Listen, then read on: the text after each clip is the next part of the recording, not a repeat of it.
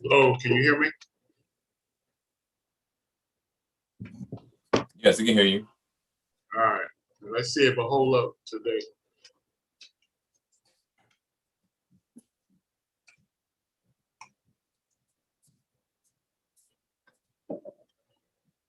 Well, you scheduled this on Valentine's Day, you know that? Yeah. Well, it doesn't inconvenience me at all, though. Yeah, but it might. I know other people. Yeah. Married people.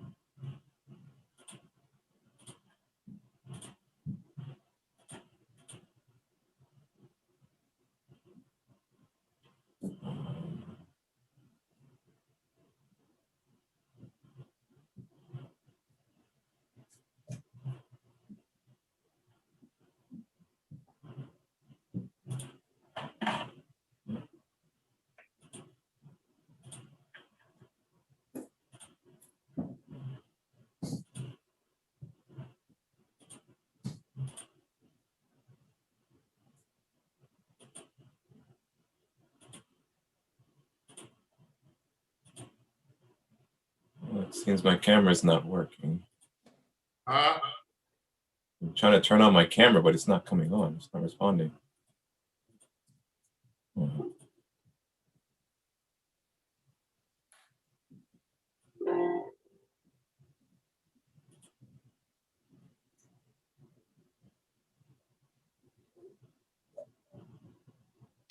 Is my voice coming through all right? Yeah, we can hear you. Well, I can hear you. It's no static? No.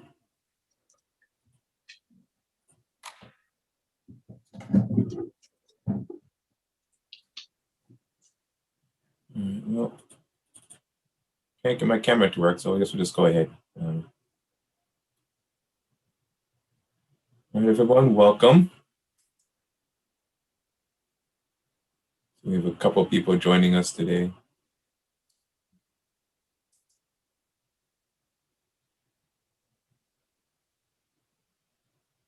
Let's start with the prayer for the spiritual workers, and then we'll go into today's open discussion.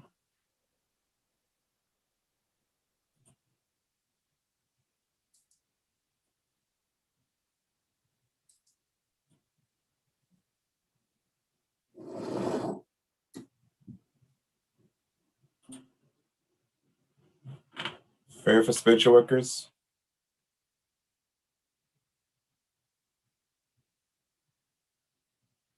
Almighty God, I bless all those who, because of their limitations, would smite me. Almighty God, I bless all those who, because of their weakness, would not heed me. Almighty God, I bless all those who, because of their ignorance, would defile you through me. And I ask, Almighty God, O wondrous power, that your strength may be given to me now, so that I might be fortified by this, so that I might go forward bravely into the world, and despite reception, send forth my love of thee throughout all races of man. Almighty God, give me the power and strength to rise above my karmic weakness, the deficiencies in the pattern of my evolution, so that I might evolve and become stronger, I, and even stronger, in thy everlasting light. O God, thy will be done.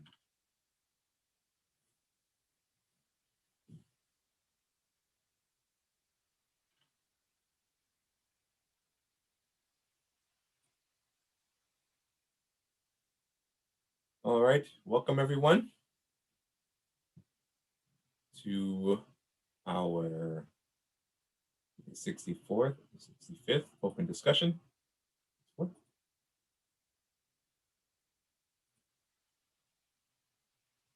Feel free to ask any questions you may have, either on the chat if you're joining us via YouTube, or in the chat or with the raise hand feature on Zoom, if you're joining us there. And we will do our best to answer your questions.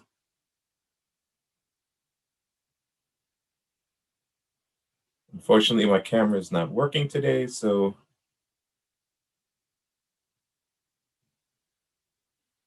we'll just have to go without. Do we have any questions so far? Questions?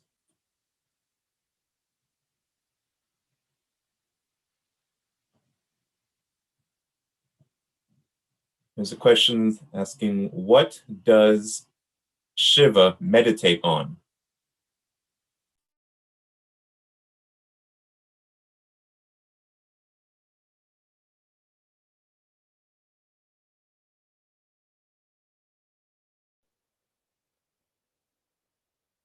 To me, that's like saying, what does God meditate on?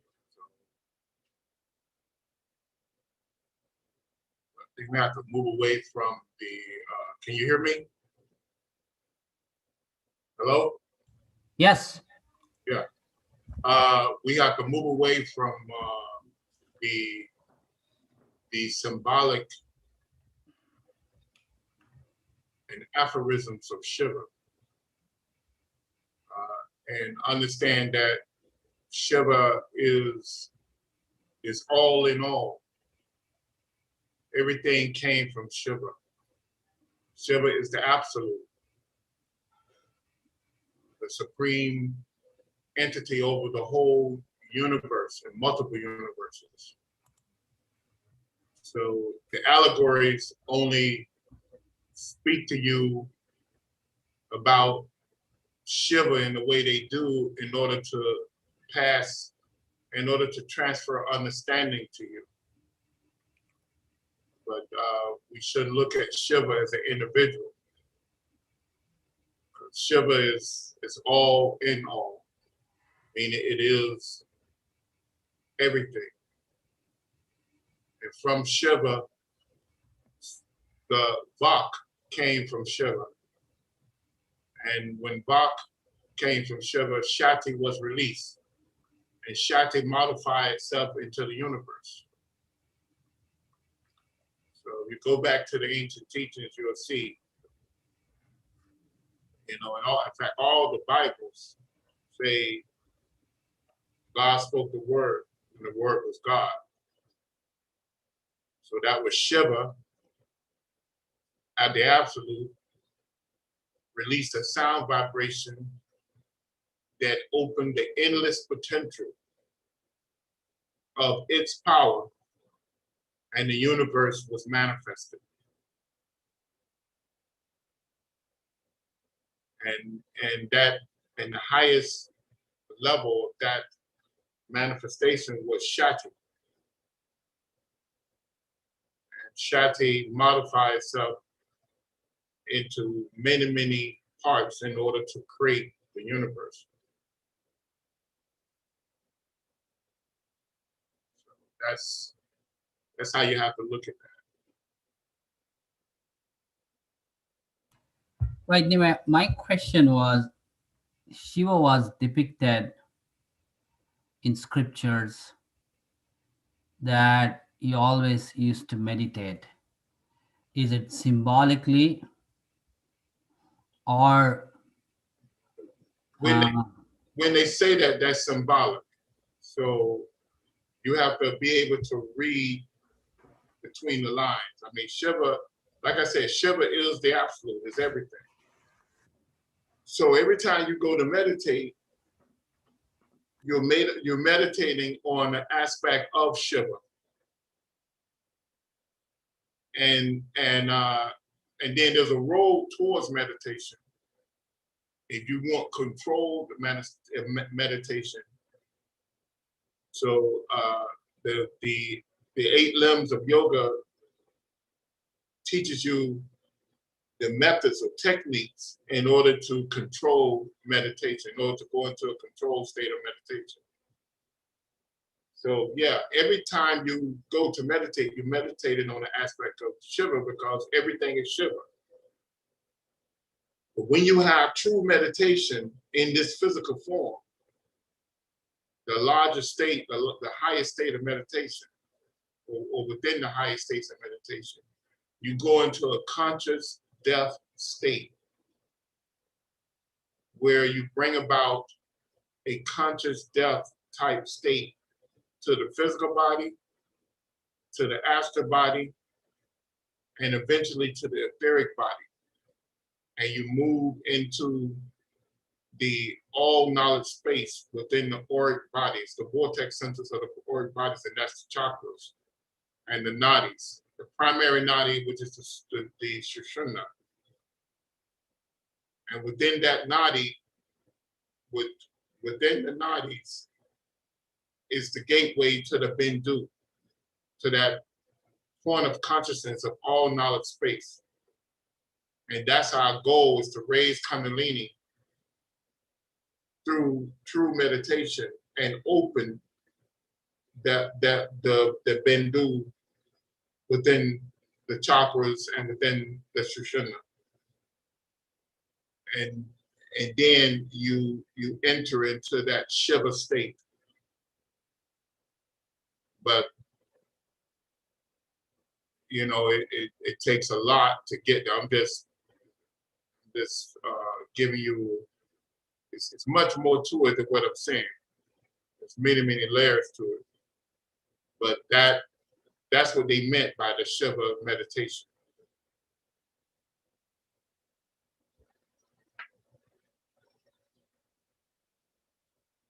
I hope that answers your question.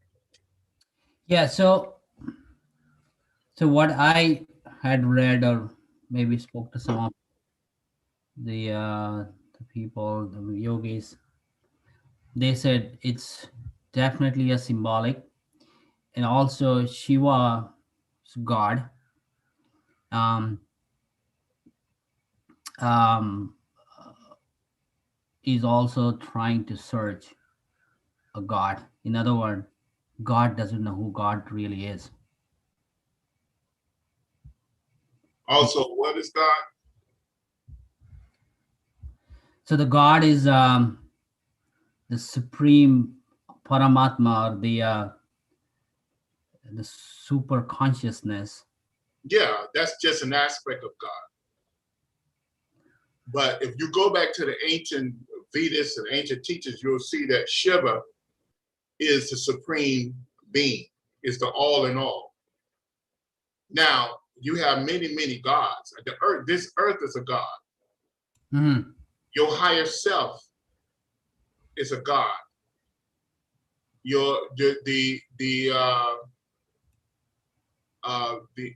Jesus was a godlike being. Sri Krishna was the greatest master that ever came to this earth. Was one of the greatest masters that ever came, and he was like a god to us. I mean, you can't. A lot of people don't understand this, but they godlike because they have given up all their free will to do what? To push the everything godlike. In other words, they work within the strict confined laws of karma in order to push manifestation towards progression. So they become a godlike force. So they are God. They have given up their free will, and they have became a part of the one life that pushes all manifestation towards a greater, towards the Godhead. So yes, these because when you look at the earth is a living being, but the earth serves everyone, regardless of who they are and where they are. The sun is a great living being. The sun is a god. The sun is really the only god that we physically see and know, like a godlike status, because nothing exists in the solar system without the sun. Mm-hmm. So the sun is the god of the solar system, and yet the sun gives of itself 24/7, irregardless of who you are, what you did, whatever. You can be the most evil person on earth, and the sun still serves you, because the sun understands that the law of karma exists, and karma will pressure you to do the right thing in time. It's just like in mathematics, a negative number times a negative number always equals a positive number. Mm-hmm. So if you keep doing negative things, something positive is going to happen to correct you. So of course the great ones understand that. So yeah, you have many, many gods and many, many aspects of God that pushes you towards the Godhead, towards back to the source in which you came from. So you have to understand, when we talk about Shiva is the greatest of that, because from Shiva came Shakti, and Shakti is the common denominator of all manifested creation, all manifested life.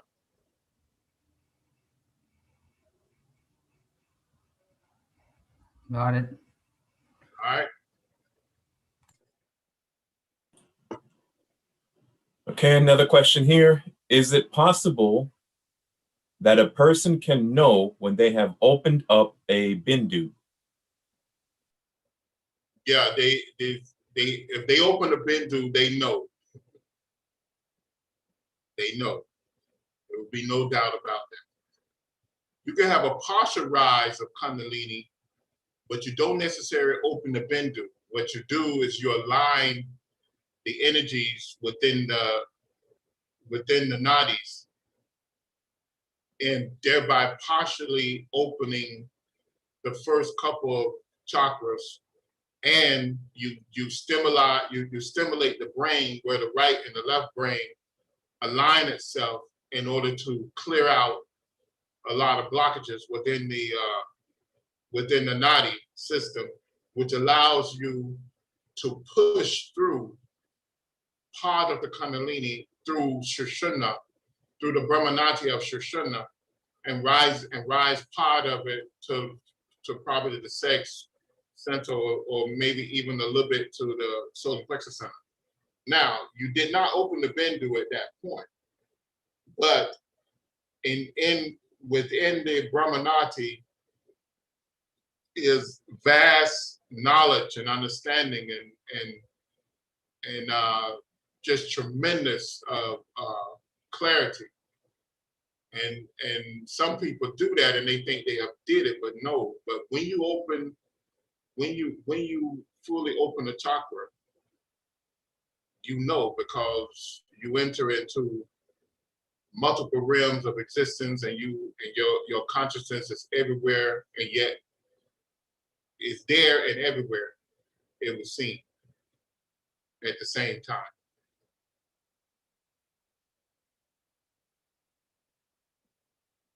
I hope that answers your question.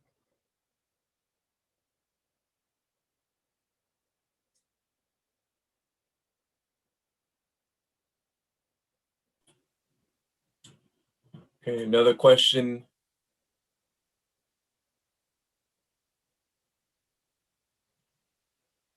How does one channel the energies out through their palms once they're able to focus on their breath? And how can one silence the mind to be one with the absolute?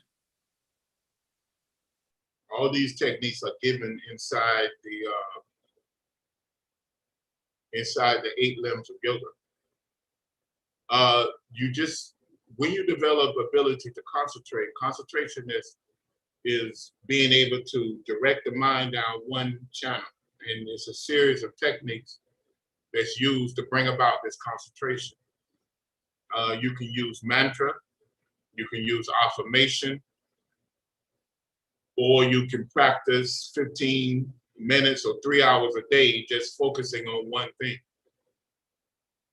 and blocking everything else out. Not blanking the mind, but find one subject or one object and you focus on that object until you tame the mind to focus. And then when you can do that, you'll be able to you'll know the pattern that you need when you get ready to direct something. But a simple command, and then follow up on that command when you're pushing the energy through the palms of the hands. You know, you direct the subconscious mind to push energy through the palms of the hands, and you aid the subconscious mind by raising the arms to the heart level and opening the palms in order to give a free flow of that energy through the palms.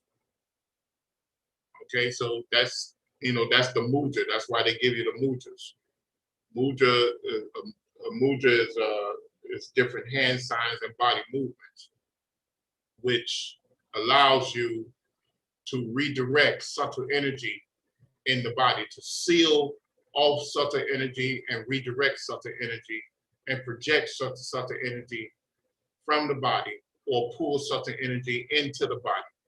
So along with visualization, with mental commands, visualization, and mudra, you can manipulate prana or shakti, which is subtle cosmic energies through the body.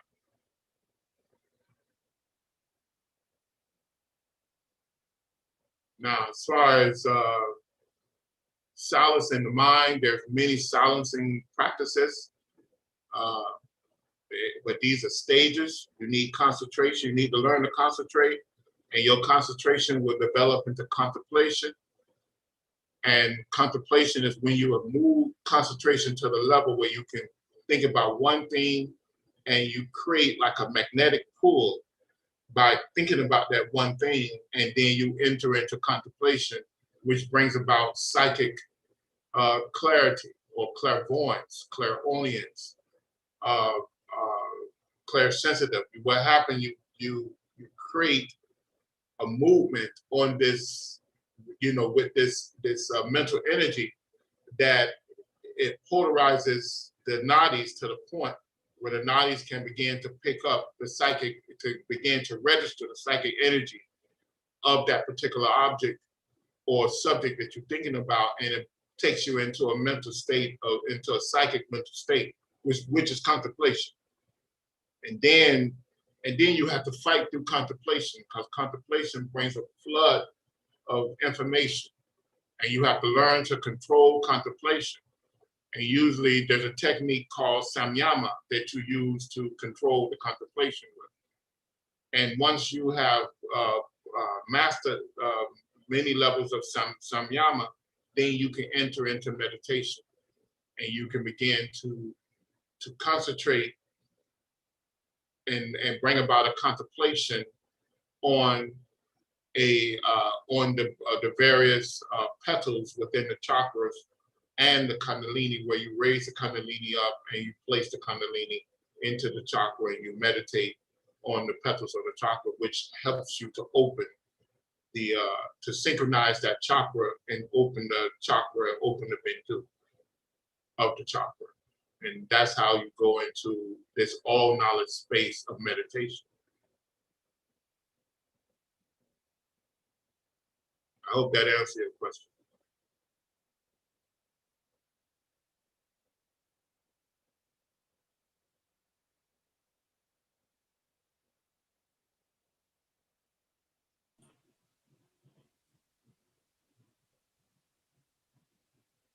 A question here. When praying the prayer for spiritual workers, do you use the same technique as the New Lord's Prayer? Yes, well, the way we raise our hands and direct the energies through the palm of the hands and allow a white light to lead the heart chakra, yes. We use that same technique. You can sit with the feet flat on the floor, spine straight, hands upwards, level of the heart chakra, palms out, and direct the energy to go through the palms of the hands and allow white light to lead the heart center.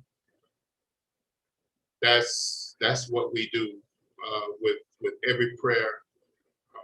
That's a prayer technique we use for every prayer.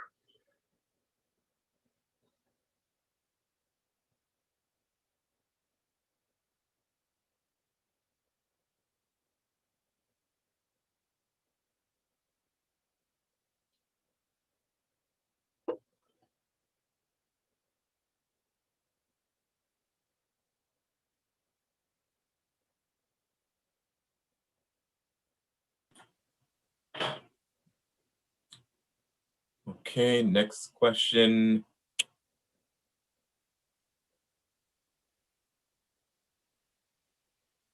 How do you silence a mind which is not put together by thought? That is, silencing a mind without imagination. Imagination is your only creative faculty. So in the gross state of mind that we're in, you have to use imagination, but you have to control your imagination. In a higher state of mind, or just a little risen state of mind, let's say if you went to the astral realms, the lower astral realms of this earth, or even the mid astral realms of this earth, when you think something properly, you can create something. That's how powerful the imagination is. So let's say if you were on the other realms and you wanted to create a house, and you knew everything about creating a house, you can imagine that house is there and that house will be there. See, now, once you get the house there, you have to defend or lock the house up, because somebody might come and take the house away from you. But imagination is your only creative faculty. Here on the physical plane, you create the house, but the house stay locked in the mental psychic realms of your aura or your surroundings. If a psychic can look at you and see, oh, this person created a house or they desire a house. That's how they know what you desire, because they look on your aura and they can see all the things that you desire, all the things that you created. So if you want a motorcycle, they'll see that on your aura. It's locked in your aura, or it's laying around somewhere from the mental waste that you have dropped off from your desires. Now, so I say all of that to say this. In your silence, the thing you need to do is control your imagination. And your imagination is actually energy that can be harnessed to allow you to do whatever you want to do. See, so a lot of people, our biggest fault in the physical plane is that we dismiss our imagination.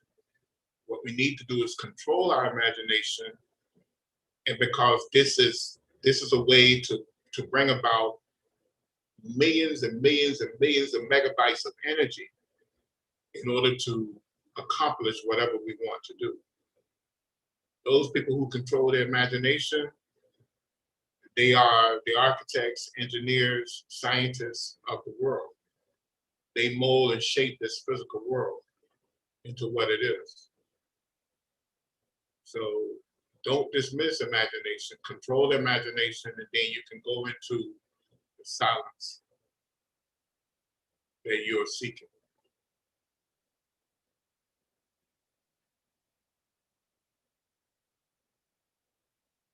I hope you understand.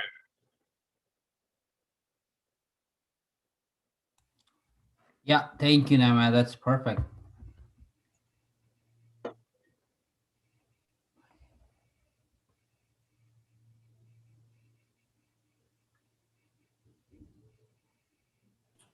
I have a follow-up question.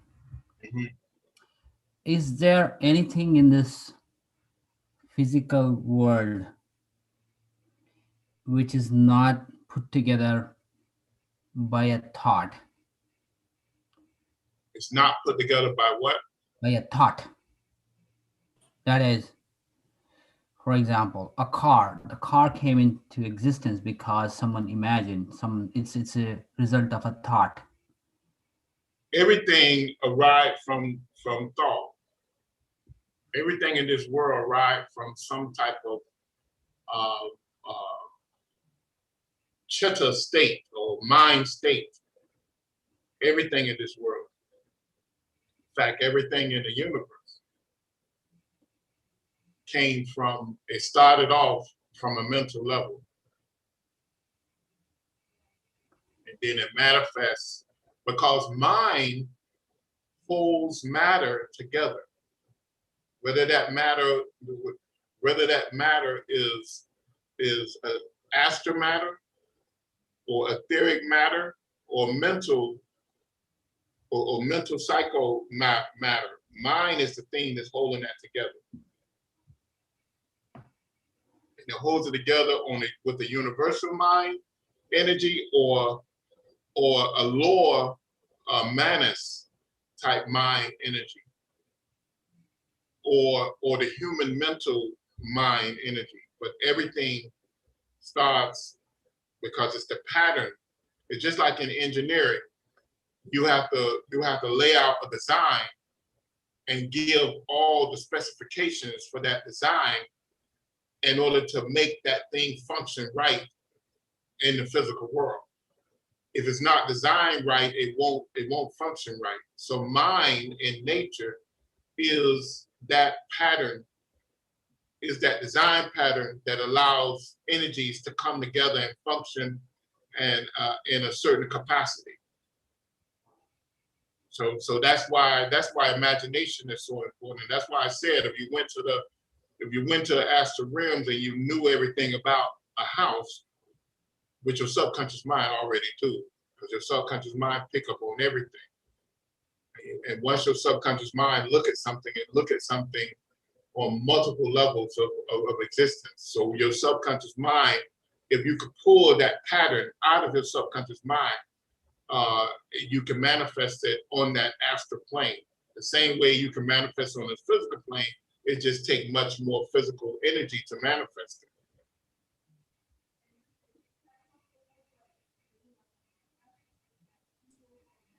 So I hope you understand that. So yeah, everything starts with on a mental level.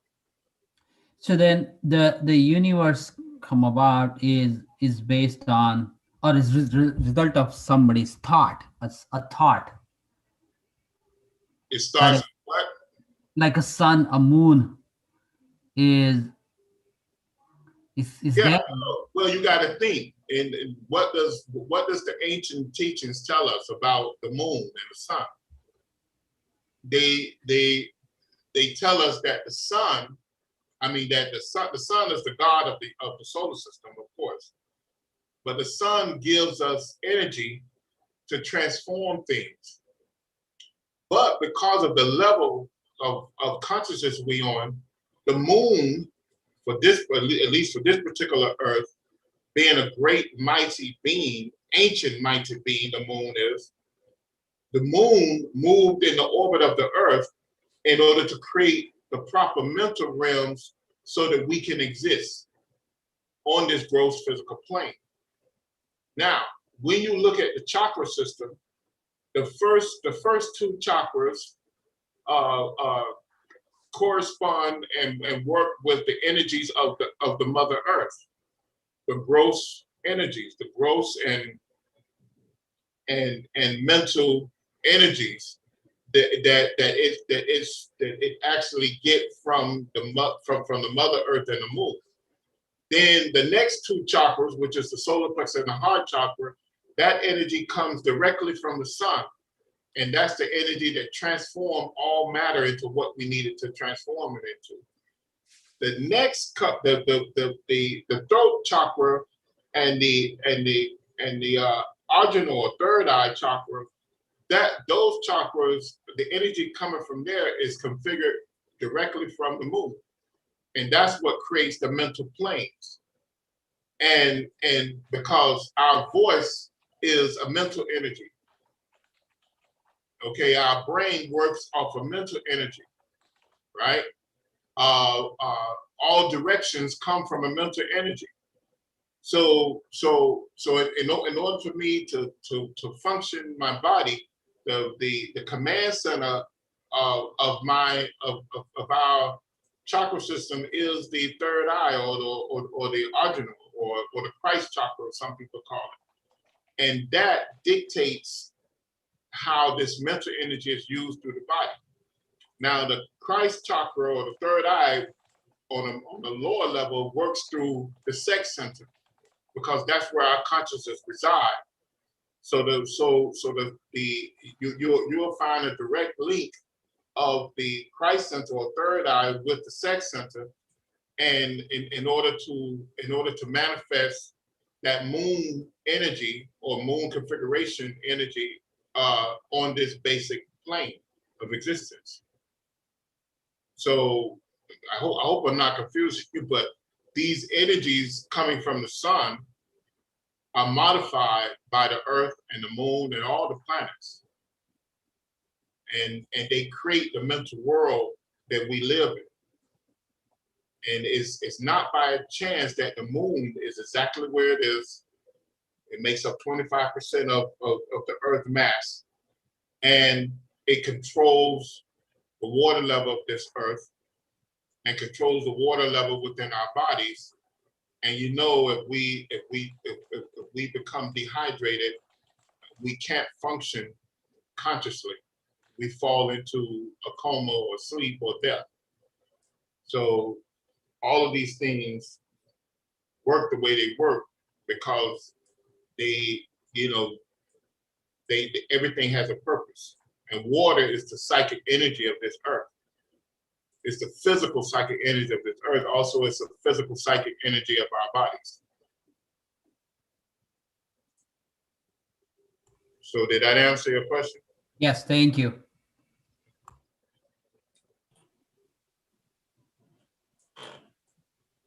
Okay, another question here. Thinking a thought one or two times is not enough to shape something. Do you need to give it a lot of thought in order to make something good happen, like a million thoughts by using your imagination? Once you think something, that thing is created. So you can have a single thought, and that single thought creates something. Now, the thing that holds that thought into manifestation is the love energy behind that thought. Love is an energy. It's one of the greatest energies within the universe. So if you think a thought, and you have a lot of love or desire for that thought exists for a while. If you don't, that thought dissipate and the energy is reshaped into something else. Let's say like a person begins to, they say, okay, I'm going to save money and I want to buy me a sofa or chair. So they look inside the magazine or they go online and they find the exact thing that they want. The psychic can come by and see that chair hanging on their aura because they have manifested that chair in their mind and they have configured the right energy in order to draw that object to them. And if someone was to concentrate on your aura, they'll see this chair floating in the clouds of your aura, back and forth, manifesting itself, reconfiguring itself, coming back and forth.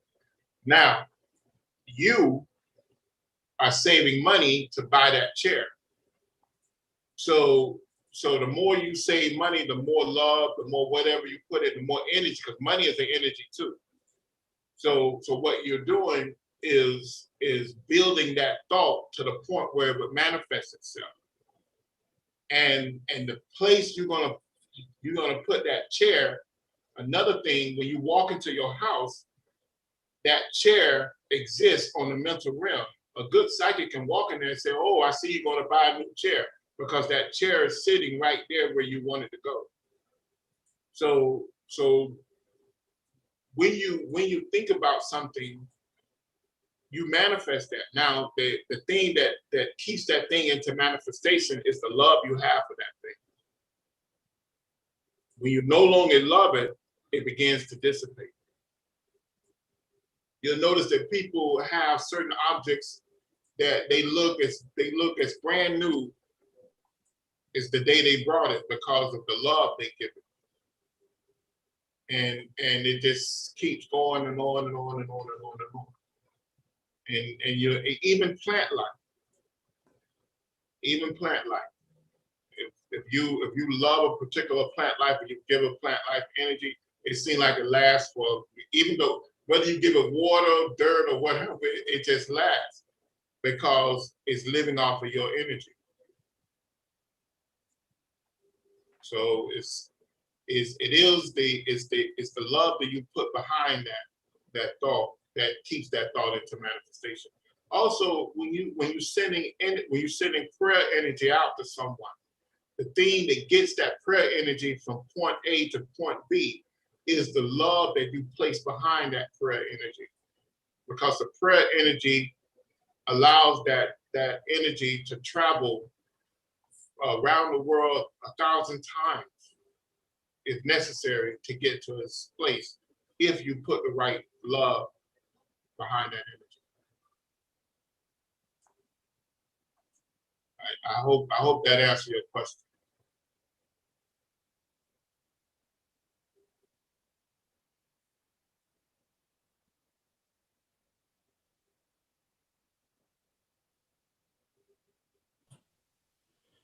All right, next question here. Can you please talk about partial Kundalini awakening?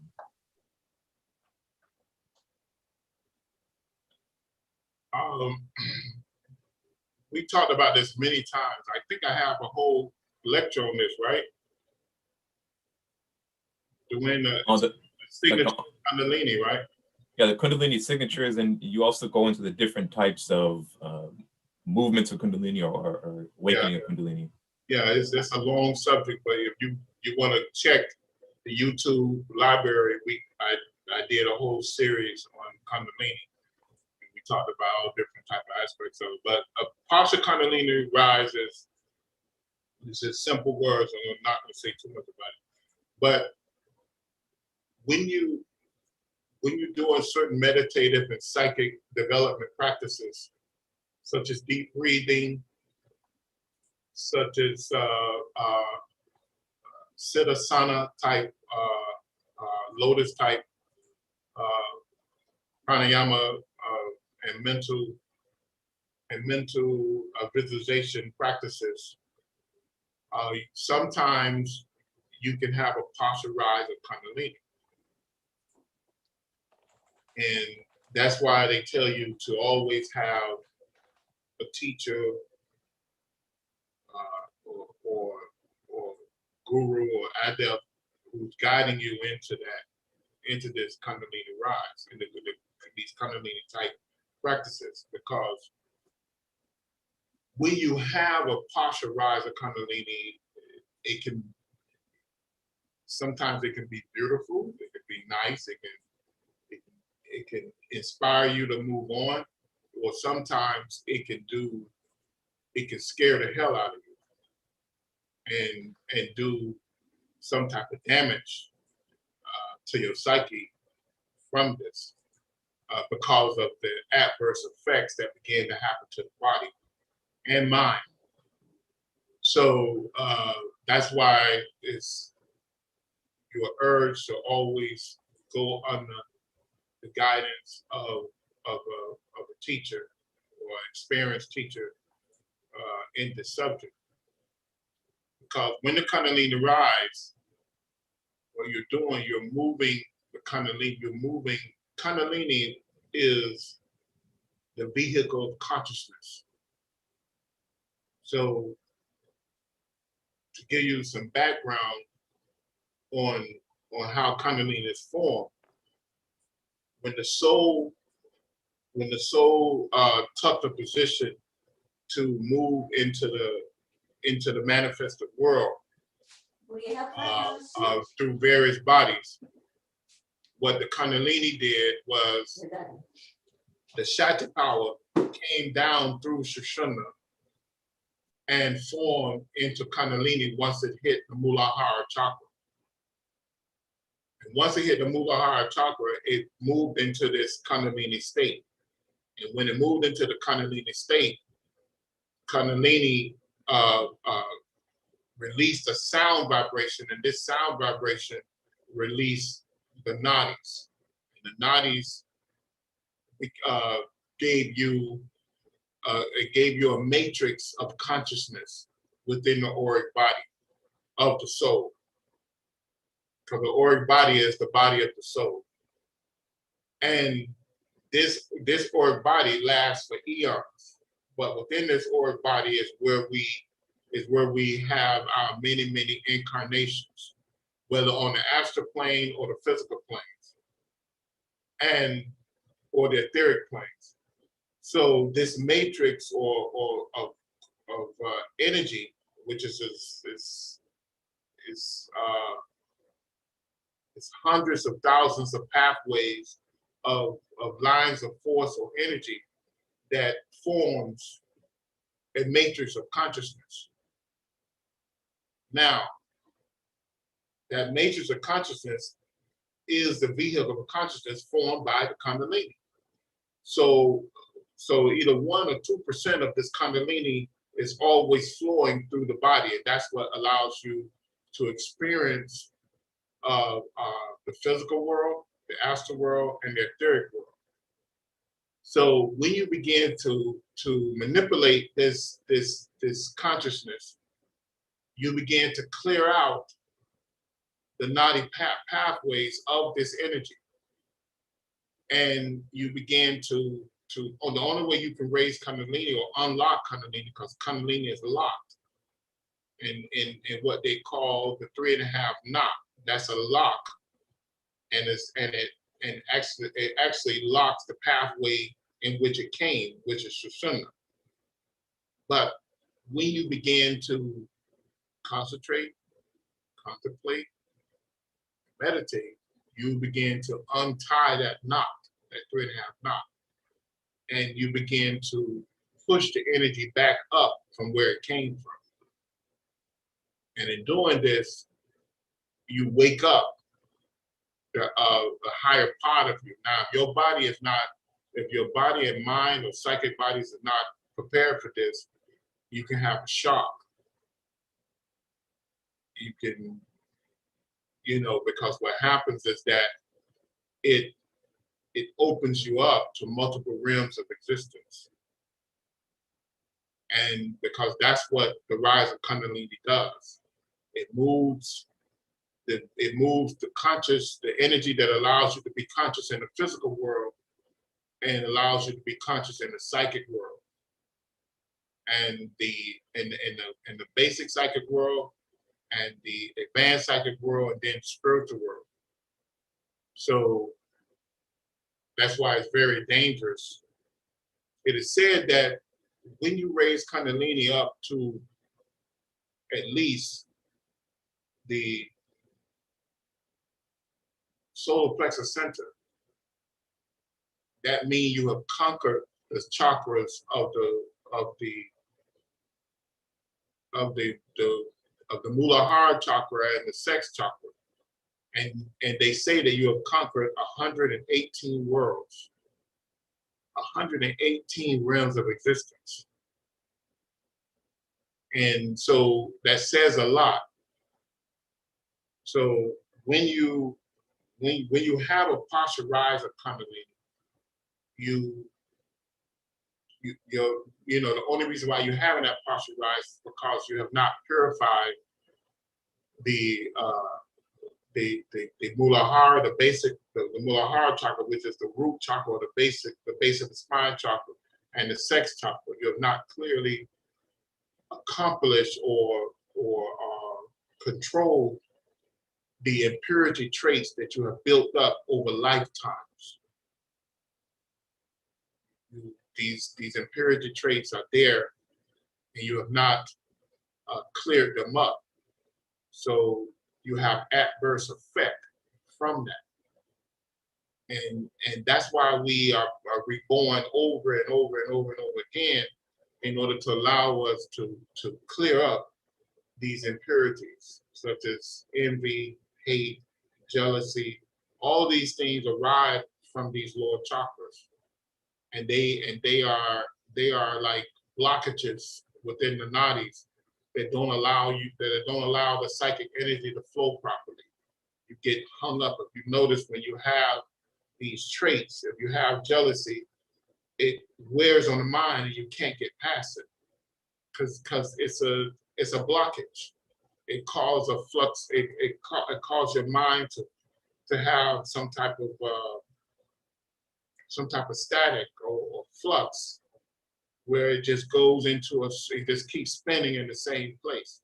You have to clear yourself of those things, and the energy of the chakra will flow better and proper. So when you have a partial raise and you don't do these things, you have adverse effects from them, and you can be crippled. You can have a great sex crave. You can have a long erection. You can go, or I know some people became a sex addict behind this. So I mean, all type of things. I know other people that became alcoholic. So, but you have to. That's why you have to purify the body. The first yoga limb is yama, control your thoughts and actions. The next limb of yoga is nayama, and that is observe God in all your actions. So these things help to clear up these impurities within the body, and it begins to cleanse the body of these. They name 21 impurities, and then it allows the energy to flow better through the nadis. And when you raise Kundalini, you can control it better. I hope that explains it a little bit to you. Thank you. Yeah.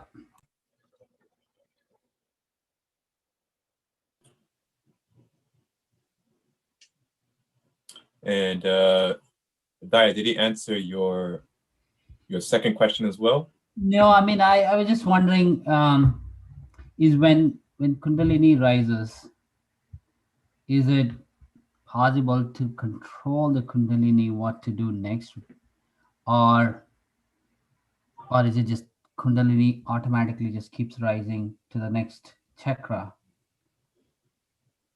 It's a rare occasion that it goes all the way up to the crown chakra. That's, when you could take Kundalini to the crown chakra, then you become an avatar. You will actually become a devatar because you can break the wheel of rebirth at that point. You ascend and become the Bodhisattva. So a lot of people think that they have a Kundalini rise and they think, oh, I took it all the way to the crown chakra, but they didn't, because at that point they can decide to leave this earth. So that's a rare thing that someone can do that.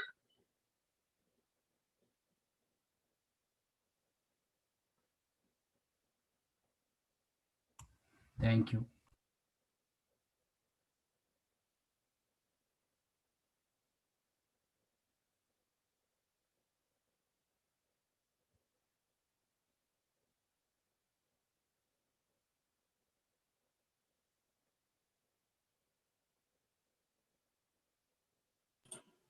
Okay, next question.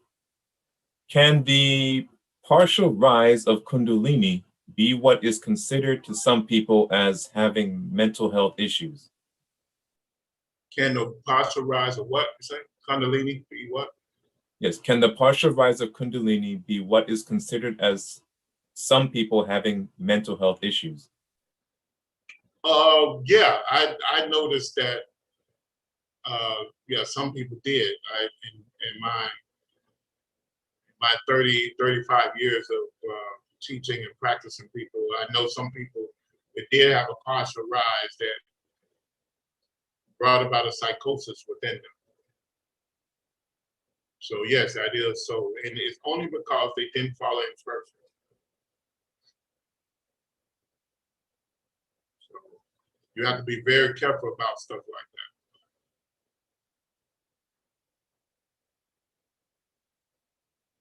So that's what I'm telling you. You follow the steps that the great masters gave us, and you can avoid those things.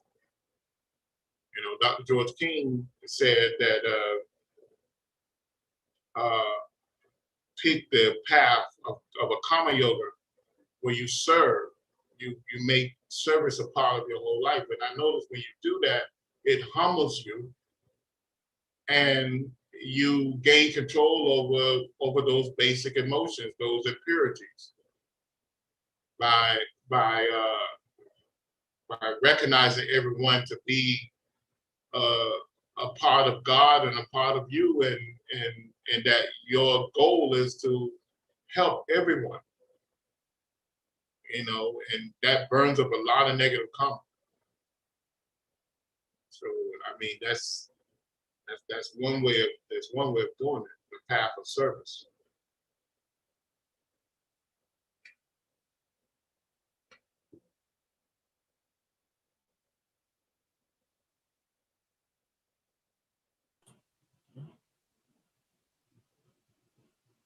Are there any other questions? Or any more questions?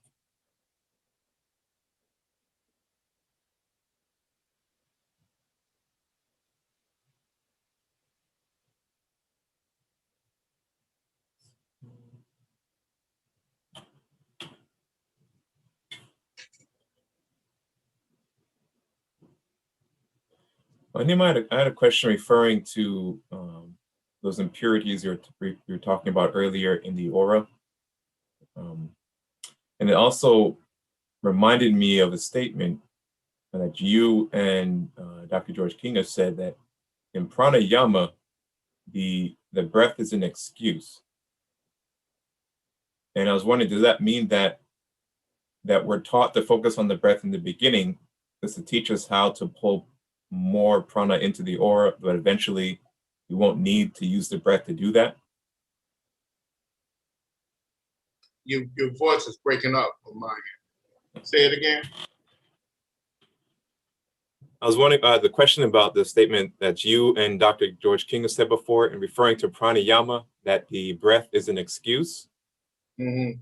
I was wondering if that meant that eventually, in the beginning, we're taught to use the breath in order to pull more prana into the aura, but eventually you get to the point where you won't need to use the breath to do that, but can do that through mind or will alone.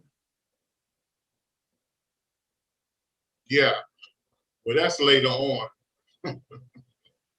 And then I was, so you breathe. Your body is going to breathe anyway.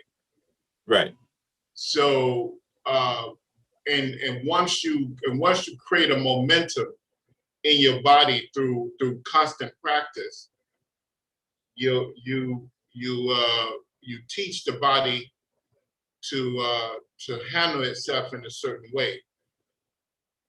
So that becomes instinct. In other words, you train the subconscious mind to pull energy in once you direct your mind in a certain direction. You understand? Yes. Yes. Yeah. So let's say if I did 3 hours of pranayama every day, and then I took it to 4 hours a day, and then 6 hours a day. What happens is that I'm training my subconscious mind to begin to do that. After a while, my subconscious mind is going to move the body in that direction every time I go into a frame of mind. In that frame of mind where I'm doing a pranayama, because you've created the mental pathways within the auric hypnotic body to move energy in that direction. You know, so you created those mental pathways. So now, when I go and move the energy to move to do something, it's gonna be as though I was sitting there for 6 hours or 7 hours or whatever. You know, so that's what make your mudras powerful. That's what make your pranayama powerful. That's what make your healing powerful. Because you've trained the body, you've trained the subconscious mind to respond to a certain mental attitude. You understand? So that's what you meant when you said being able to push 10 hours of concentration into a single minute. Yes. Yes. Okay. Because once you do the pranayama for a long period of time, and you have became comfortable, your body have became comfortable, you have became comfortable. By the time you hit your 10th or 12th hour of sitting in one space, and your body is not fatigued, and your mind is not fatigued in a manner, then the tremendous amount of energy that you have built up is hundreds of thousands, maybe millions of units of energy is rushing through either per second or per minute. So now you've created the pathway for the subconscious mind to function at that level when it needs to, if you can sustain that. So now when you get ready to go and give a mental command, it works. Like Swami Rama in his book talked about his master. They was going through the Himalayas, and all of a sudden there was a I think he said it was an avalanche of snow falling down off the mountains, and he yelled to his master and said, "Oh, we're going to be killed." because it was headed towards them, and his master looked at him and looked at the snow falling, and he demanded the snow to stop. And everything stopped, and they got out of the pathway of it, and then he said, "Continue," and it continued. So it was the many hours of him moving Kundalini through his body that allowed him to give that mental command and allow the energy around his auric environment to respond to him. It's the same way when the same stories with Jesus and Buddha, the way they demand things. I mean, it came out that way. Like when he ordered the seas to be still, the same thing. Yes, because they were masters, they were adepts. They had the ability to do that. And so these pathways, they're already inherent within the aura, but it is the impurities that stop us from being able to tap into that level right now. Yeah, those are the common indicators, that negative common indicators that slow us down in order to allow us to learn our lessons, to overcome those things.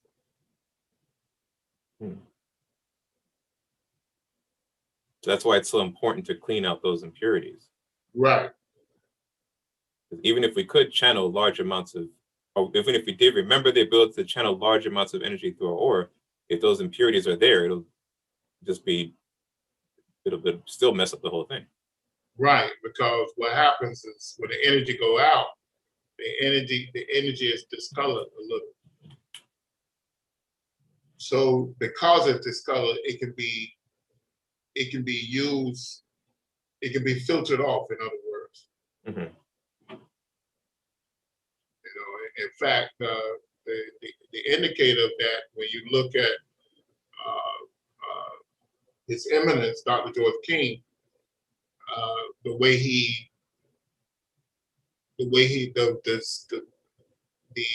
filters he put certain filters in Operation Sunbeam, Operation Prayer Power, in order to make sure that those things don't happen. Although they had cases, if you go back and listen to some of his lectures on some of the leakages and how the energy was sucked off or whatever. But what he did, he used the cosmic masters in order to help and part in the deeper kingdom, in order to help move those energies around the world. Other than that, the prayer group couldn't do it, you know,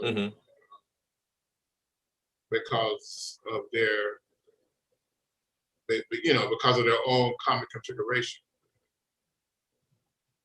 But they can get the energy in the battery though. There's another question here.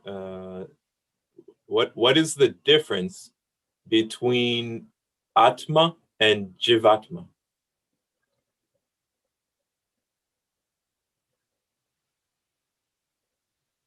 I don't know if he's saying that.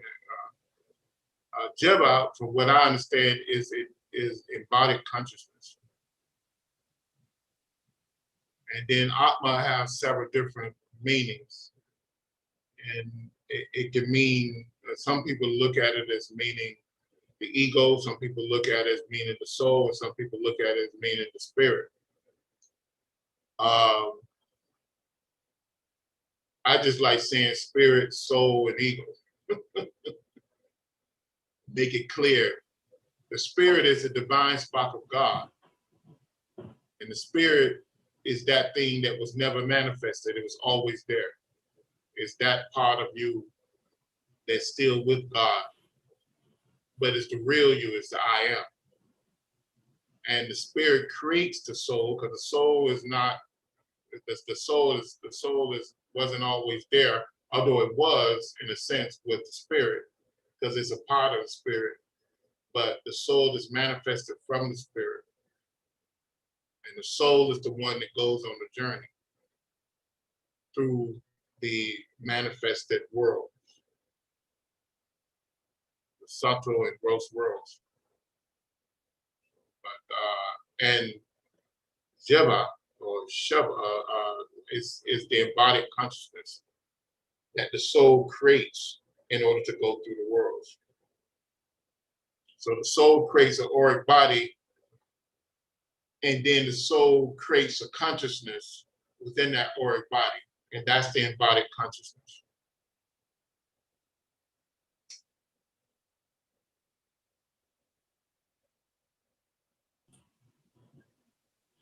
Another question, can you meditate laying down flat?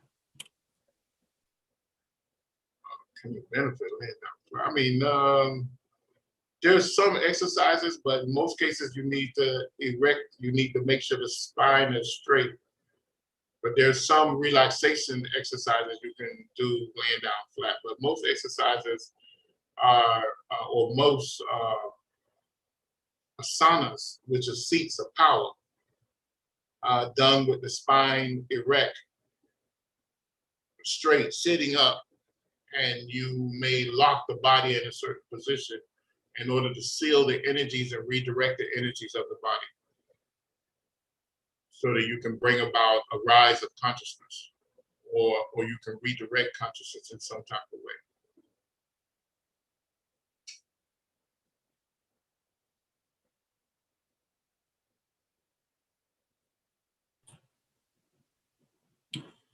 Okay, are there any additional questions?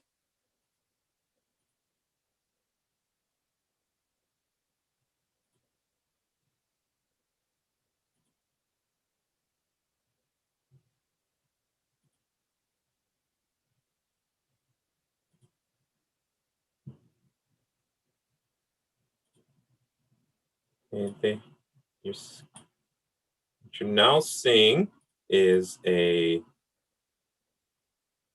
japa lessons diagram that Nehemiah put together. I wanted to go over to answer a question that came in about it. This is in the Google Drive shared folder.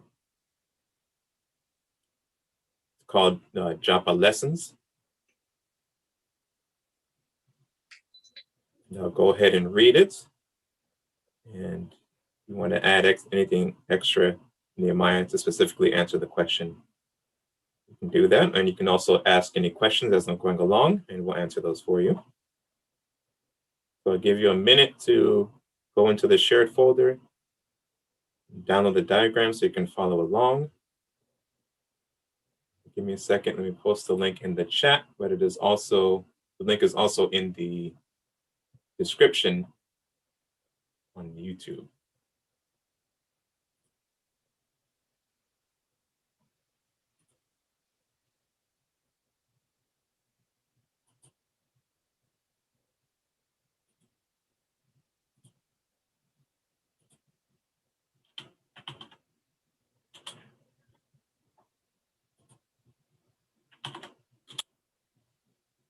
Okay, there in the chat is the link, and it'll be in the 2021 folder entitled Japa Lessons.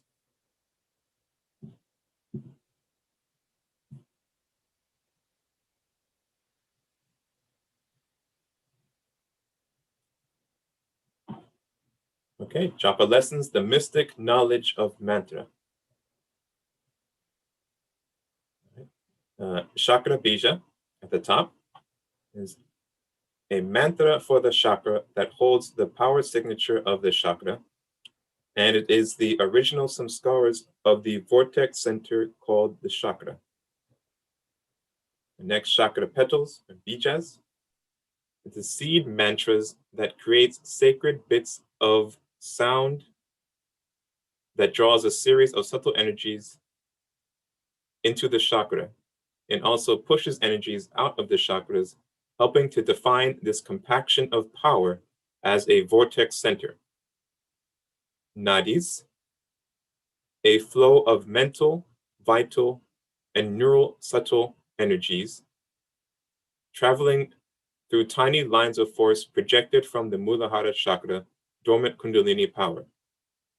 It creates a matrix of pathways that numbers over 200,000. These nadis pass through 108 chakras within the auric body, establishing multiple levels of consciousness known as the superconscious mind, the conscious mind, subconscious mind, and the conscious mind. Kundalini. Kundalini is the dormant power within the Muladhara Chakra, known as the 3.5 knot, a subtle energy configuration that blocks the passageway to the Sushumna Nadi, the primary flow of pure power along the spine, and releases a sound vibration that creates the Nadic system, a flow of subtle energies that creates matrices that holds consciousness. Okay.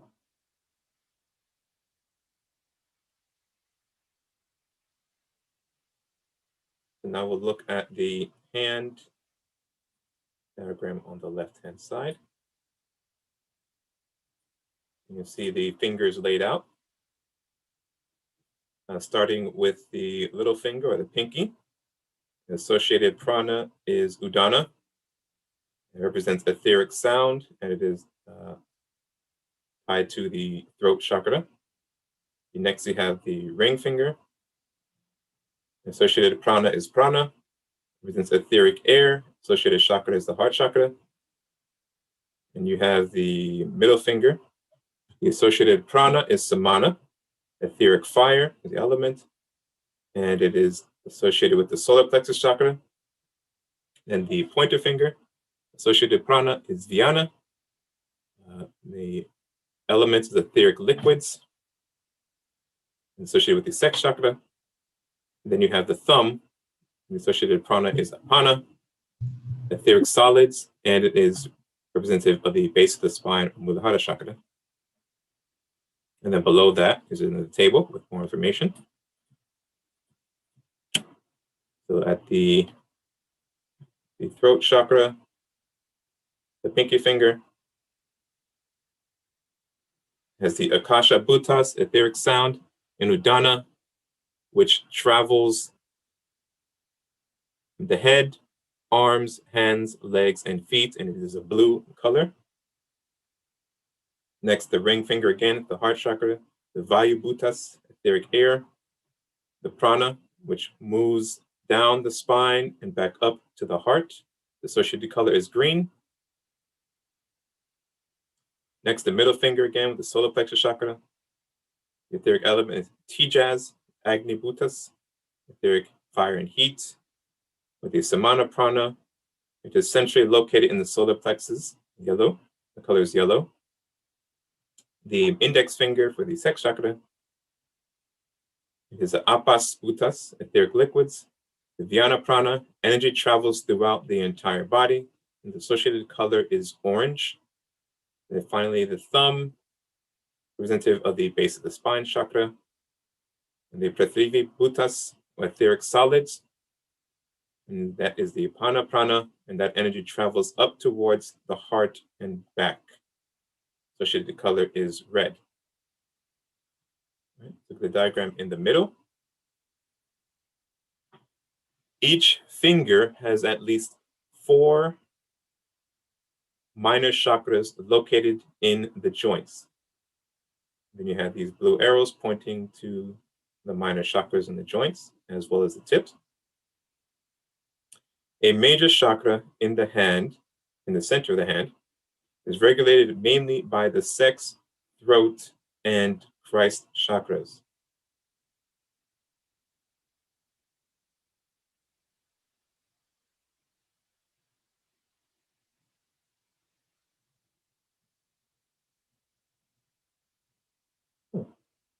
Why not the heart center?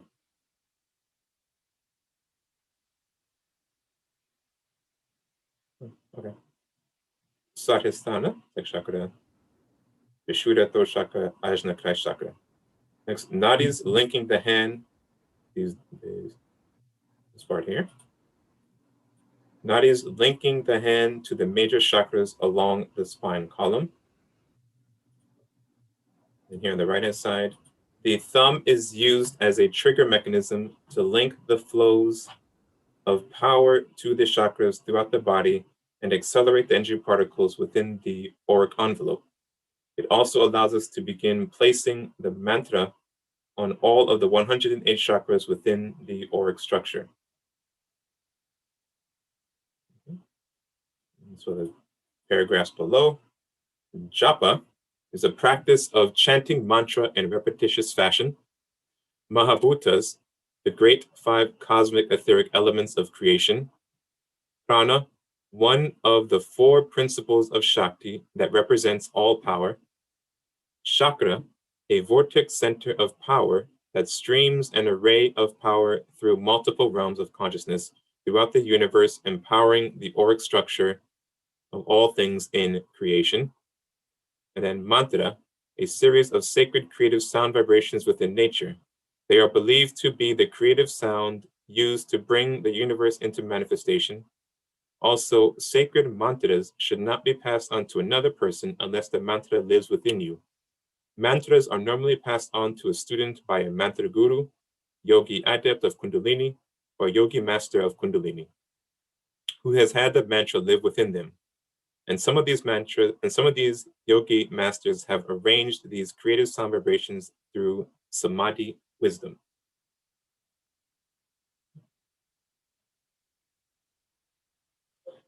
Now here on the right-hand side, diagram,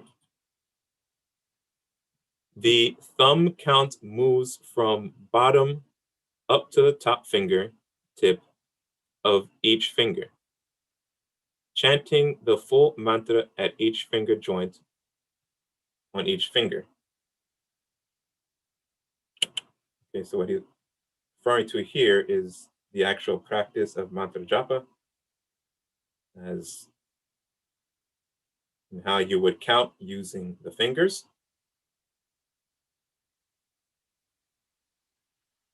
And each recitation is tied to the fingers.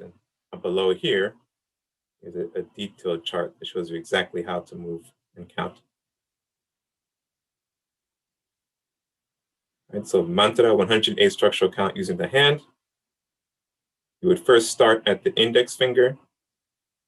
Mantra 1, mantra 2, mantra 3, mantra 4. So you move up the pointer finger, index finger, and then you would move to the middle finger. And that'll be 5 mantra, up 6 mantra, 7 mantra, then 8 mantra again. So that's 8 japas. Then you move to the ring finger, number 9, at the base of the ring finger. Mantra 9, mantra 10, mantra 11, mantra 12, and then to the pinky, the base again, mantra 13, mantra 14, mantra 15, mantra 16. You're using your thumb to slide up each joint on the finger. And that's how you would keep your count. Fortunately, my camera is not working, so I can't do it on live to show you, but I think you get the idea. And he's showing you here that after 7 rounds, it will take 7 rounds to do a full mala. There's 108 beads, or to go through all 108 chakras and place the mantra in all 108 chakras. So you would end at the tip of the ring finger in the 7th round, and that'll be a full count of 108.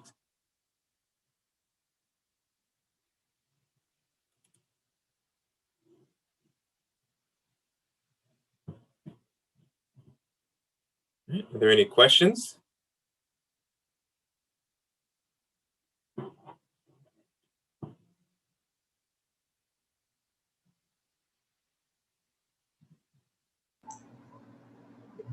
Did you have a question, Lynn, about the, you said the heart chakra, what are you talking about? Yeah, so here, in the center diagram, and you're referring to the major chakra in the center of the hand. It said it's regulated mainly by the sex, throat, and Christ chakras. I was wondering why the solar plexus and the heart. Because that's mental energy. Remember, the command goes to the hand. All the chakras are linked to the hand, but the command comes from the Christ, sex, and then back to the throat. Okay. Remember, if you send a message back and forth, you remember it goes down the spine. It's like a double relay. Right. Mm-hmm. Well, that's what's happening here. Okay. Mm-hmm. I don't know if you can answer this one, but is this also represented in the feet?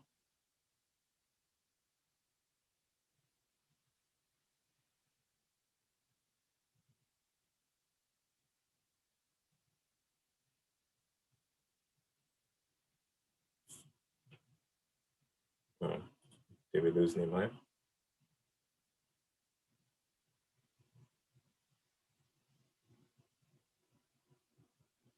Oh, hey, cuz, how you doing? Nehemiah, can you hear me?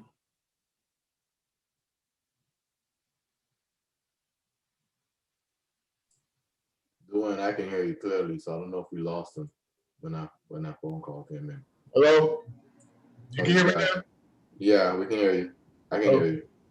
My thing keeps buzzing out. Oh. Yeah, what do you say now? So I don't know if you're allowed to answer this publicly, but is this also represented in the feet? It's a little different than the feet, but we don't need to concern ourselves with the feet. Okay. Yeah. And so everyone watching, there was something interesting I wanted to point out, and I hope everyone can notice as well. If you look at the order in which we're counting and moving along the hand, we're taking the thumb, the etheric solids, and we're moving along from the most gross to the most subtle, right? So we're moving along from etheric liquids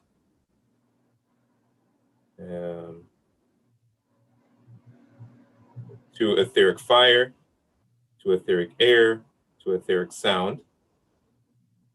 And we're also moving up from the base in the hand to the tip, to the top.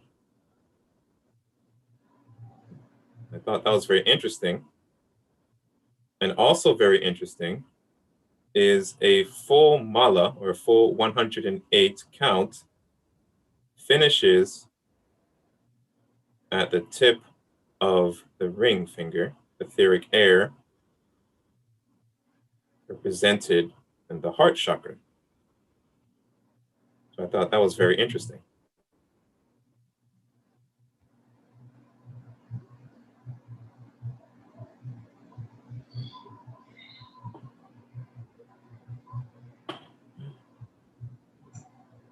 And you may have heard a different way of doing this, going from the top of the finger downward.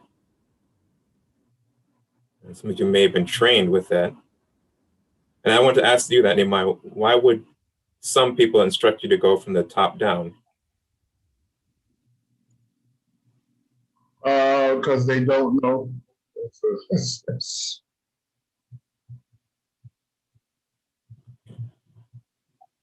I mean, well, I was always taught this way. And it's just the same way they mix up the chakras and the elements. Mm-hmm. They don't know. I mean, this is,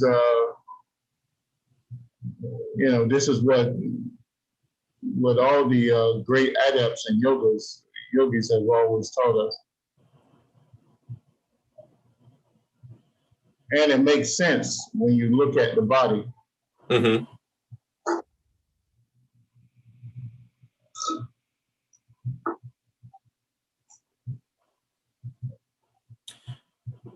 I have a question. Does each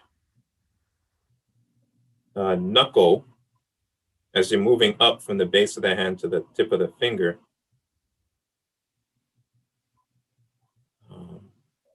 does that change the quality? Like, are we, like, for example, the 3 ways of chanting mantra, verbally, whisper, and mentally thought. Does each knuckle represent a different quality of a mantra being chanted?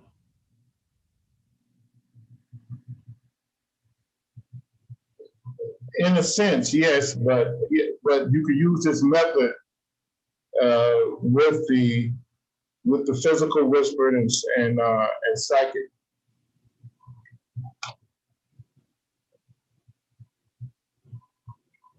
Of course, as you go up, it's different. It's a different quality of energy with each minor psychic center.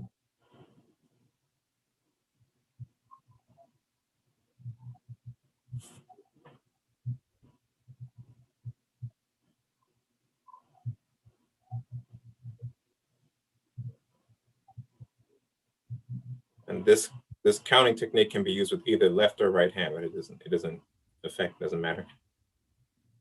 Yeah, either. If you left-handed, yes.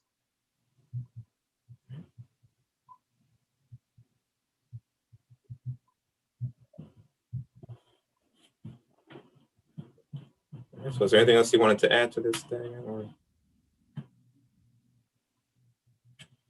No, that's Okay. it. Any other questions?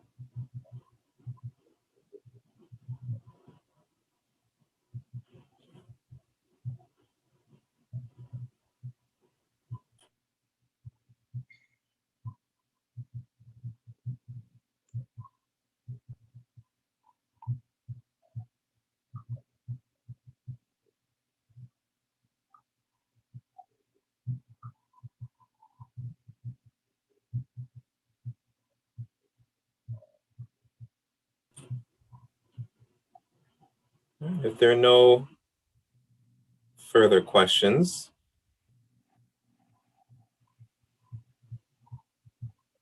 I guess we can close out today's open discussion.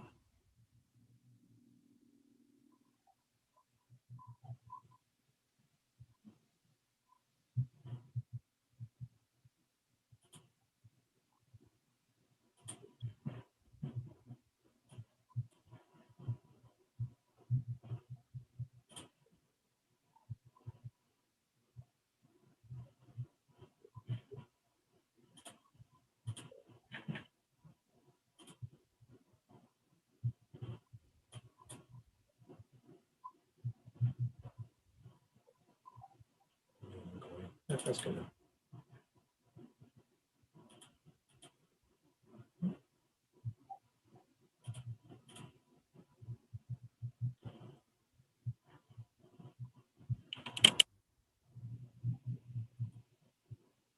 Go ahead and recite the New Lord's Prayer. We'll end today's class.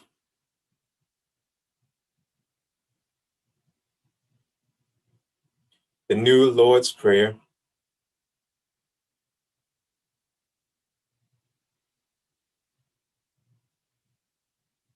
O divine and wondrous Spirit, O everlasting Lord of hosts, send forth now through me thy great and lasting power.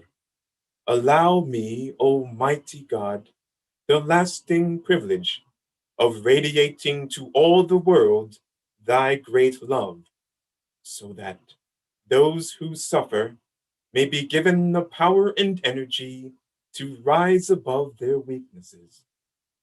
Almighty God, in great humility do I ask you to send forth your power to give to me this great lasting privilege of being a channel, so that my suffering brothers may be helped and guided and healed and lifted into thy light, so that they who know not may look up and in doing so receive to their higher selves your divine counsel.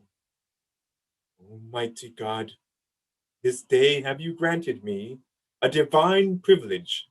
I ask you now to give to me the strength so that never again will I turn from my inner vision of you. Oh, great peace, great peace, great peace. In praise of your greatness, O God, doth my soul sing, granted energy to sing on, forever and forever.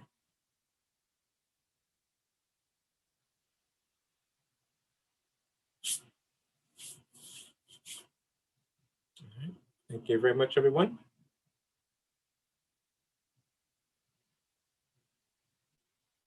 And we will see you next time.